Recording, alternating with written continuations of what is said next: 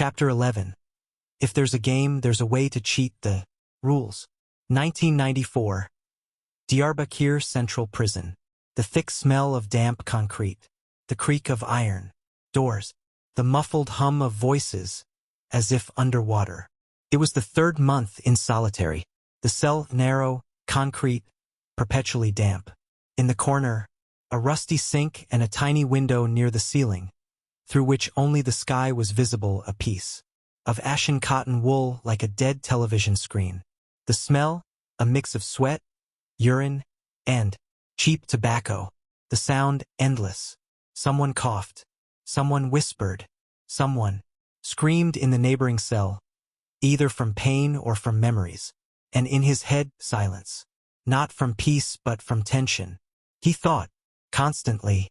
Prison seemed like the end of the world. But he quickly understood. This isn't the end. This is a labyrinth. And it, too, can be traversed.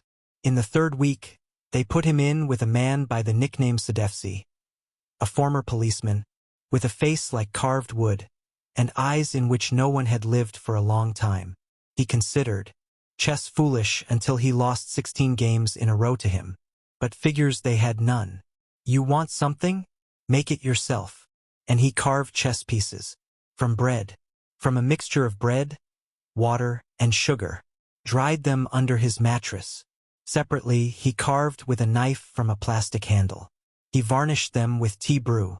2 weeks later, he had a full board. Black and white, differed by the degree of tea staining. Every night they played. But it wasn't about chess. He lost, and analyzed how exactly. Why? Did I think he'd move the bishop? Why didn't I notice the pawn's double step? Why didn't I predict the sacrifice? And with each game he understood more and more. Betting, it's the same game. Just instead of pieces, people. Instead of a board, life. And instead of a king, money. He began to keep a notebook of paper scraps. He wrote formulas, theories, principles, probability calculations, crowd behavior, the theory of small numbers, everything on his lap, with charcoal and crumbs of pens, obtained from guards. When he wasn't playing or writing, he listened. Prison lived like a market. Someone sold cigarettes, cutting them into 3 parts. Someone exchanged bread for a piece of aluminum. Someone offered tips for football matches, from rumors among the guards. And one day, he heard 2 prisoners running a prison totalizer. 5 people bet on the victory. In a fight between 2 blocks, whoever guessed received all the bread and a pack of cigarettes. And then he understood. Even here in hell, people want risk. People want a game. And if there's a game, there's a way to cheat the rules. He contacted the ringleaders. Offered himself as an analyst. I'll tell you who will win. I'll tell you who to bet on.